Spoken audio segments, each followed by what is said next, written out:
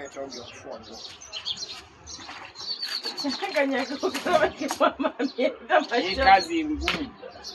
Aone nguo ziko wapi wewe? Cheka kwa haya na kiroba hapo. Wewe usiweke. Nenda nguo bana mimi nifue vipi? Jamani hii kazi ni ngumu sana hii. Siona kina mama wako hapa kila siku. Yaani kazi ni ngumu. Wewe unachukua konde. Ila kwa sababu tunatafuta hela, tutafuteni hela. Mwanaume usibague kazi.